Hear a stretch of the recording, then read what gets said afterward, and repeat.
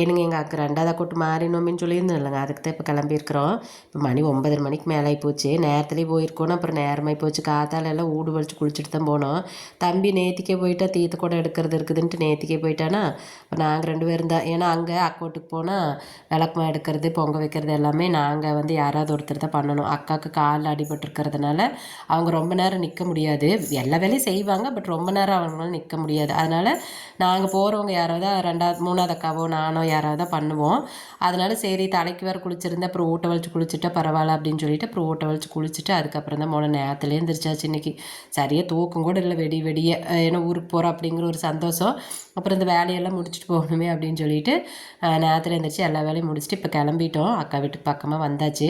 இன்றைக்கி சீக்கிரமாக விளாக் முடிஞ்சிடும், ஏன்னா நான் அதுக்கப்புறம் பொங்க வைக்க போகிறதெல்லாம் இருக்குது. அப்புறம் இன்றைக்கி பெருசாக வீடியோஸ் எடுக்கிறதுக்கு ஆள் இல்லை, எல்லாமே எங்கள் பாப்பு தான் எடுத்துச்சு. பாவா அதுக்கு சில தெரிஞ்சிருக்காது, அவள் தான் எடுத்திருந்தா. பாருங்கள், கண்டிப்பாக குட்டி குட்டியாக கிளிப்ஸ் இருக்கும், கொஞ்சம் நல்லாயிருக்கும் பார்க்குறதுக்கு. அவ்வளோதான், எங்கள் அக்கௌண்ட்டுக்கு வந்தாச்சு. இன்றைக்கி பார்த்தீங்கன்னா இங்கே இருக்கிறது எங்கள் பெரிய கோடு வந்துட்டாங்க. பெரிய கோடு மாமா தான் முன்னாடிக்கு வந்திருப்பாங்க. அப்புறம் எங்கள் 3வது அக்காவும் அவங்க பையனும் வந்திருந்தாங்க. வேறு யாரும் இல்லை. எங்கள் அக்கா இருந்தா, அவன் கடைக்கு போயிட்டான்னு நினைக்கிறேன். எங்கள் பெரிய அக்கா வந்து கடைக்கு போயிருந்தது பாப்பாவை கூட்டிகிட்டு. அதனால் அவங்க மட்டும் இல்லை, இவங்க மட்டும்தான் இருக்காங்க. இதுதாங்க எங்கள் 2வது அக்கா வீடு. இப்போ கட்டி ஒரு 3-4 வருஷம் தான் இருக்கும்னு நினைக்கிறேன்.